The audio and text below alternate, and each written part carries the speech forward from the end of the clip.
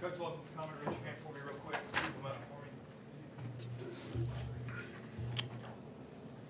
for me. How's everybody today? Well, we obviously did a lot of good things in the Ole Miss game.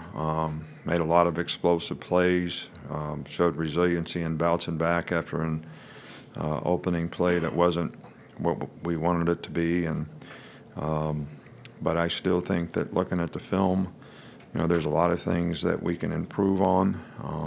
I think the most important thing for our team right now is maintain a standard of excellence and not allow outside voices and influences to affect our intensity, our focus on preparation, and understand the importance of maintaining our standard in everything that we do every day.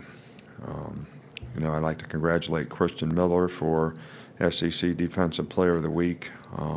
We have a couple guys that might be slowed a little bit in practice today, but nobody with any significant injuries.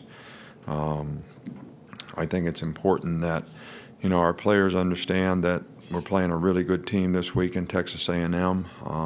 Jimbo's done a really good job there. They've got really good players in a lot of positions on both sides of the ball and special teams. Obviously, that was pretty much the indication when they played Clemson. Probably had arguably a lot of opportunities to win the game, and at the end it didn't really work out for them. But they're fifth in the country in total offense. Quarterback is playing really, really well, and one of the leaders in our conference in terms of efficiency and effectiveness in passing the ball. They got great balance. The running back, Ravion Williams, is probably leads our league in rushing. So they have great balance on offense. Their defense has really played well so far, ranked in one of the top 20 in most categories in the country. The punter is really, really outstanding. So this is a really good team that we're playing, the best team that we've played so far, and really going to be important that we do a good job in preparation all week and getting ready for a big game. Coach, welcome to Ben over here on the right. Can you ever notice a difference in a team's personality after a coaching change like Texas A&M has had this offseason?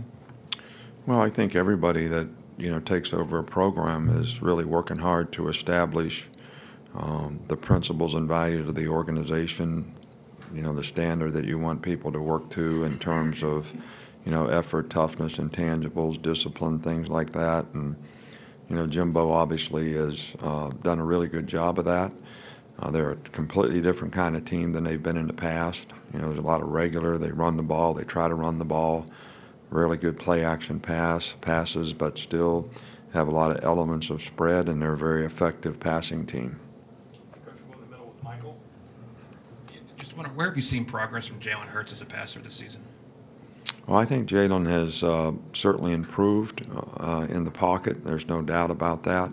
There's never been any question about his arm talent. It's always been, making decisions, choices, second reads, that type of thing, which I think he's really made a lot of improvement on. And I think when he's done those things, he's had really good success. And I think consistency and continuing to do those things is the key to him in the future. Coach, we'll come back over on the right with Charlie. What have you seen from both Deontay Thompson and Xavier McKinney as a duo back there, having to replace guys like Minka and Ronnie? I think both those guys have played well this year for us. I think they're both playing with a lot of confidence. I think they have better knowledge, understanding. They've now gained a little bit of experience in a couple, 3 games, and I'm pleased with the progress that they've made, and we got to continue to build on that. Come back over here with Charlie on the right. Oh, you just did. I'm sorry. I lost here. Chris Walsh.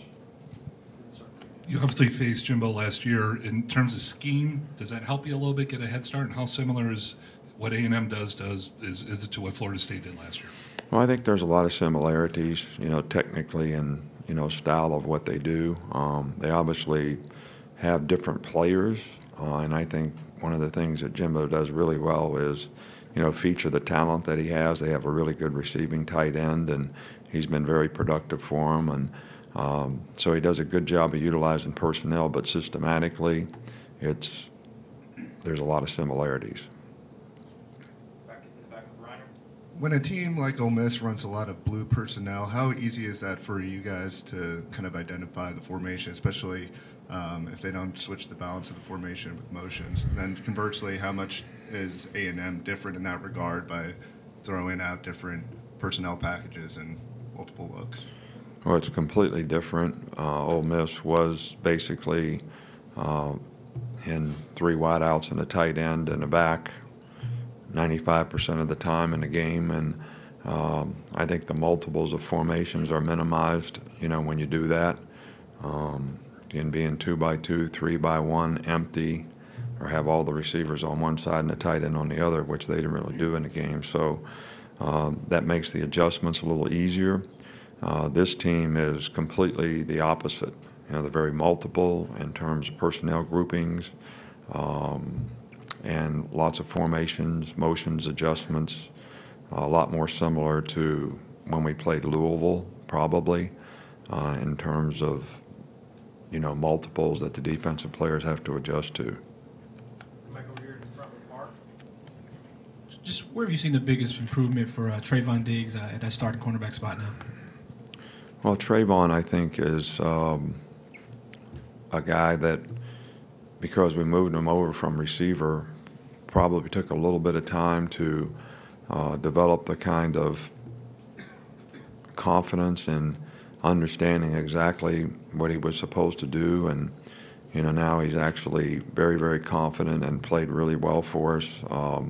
He's also playing some star in some situations in the game, and he's really learned that and made a lot of progress in that regard, which gives us a little more diversity in the back end. So we're pleased with what he's been able to do so far. Okay, unless we have any more, we've got one more here with Tony. How important has Texas been recruiting-wise, and what has led to your success there in recent years? Well, we think there's a lot of great high school football players in Texas. There's a lot of great, programs, in the state of Texas. They do a great job of developing players there. I think football is really important in that state, high school football especially. So we have recruited a lot of players. We've had some luck in getting some good players. I think you know who they are. And obviously we're going to continue to recruit that area really hard, and hopefully we'll be able to get some future players that will be able to benefit our program as well. Coach, we're going to wrap up the one more with Cecil in the back. Coach, this time last year, this press conference last year, we had a discussion about rat poison, and I was just curious how this year, do you sense that same kind of extraneous distraction, and how has this year's team handled it, if so? Well, I can't really answer that because I haven't seen the players since the game, but part of the opening statement is the standard of excellence cannot be affected by outside voices in terms of your preparation, your intensity, the level of focus you need to have, because what you did yesterday really doesn't matter. It's what you're going to do today, what you're going to do in the next game. This is like climbing a mountain, The higher you go, the more challenging it gets, and the greater the focus needs to be, and the more treacherous it can be. And this is, the best team that we played so far. So hopefully we'll be able to continue to improve and have the right focus. And so I guess in a different way, trying to be really diplomatic, I'm sort of saying the same thing. All right, Coach, thank you. All right. Thank you all.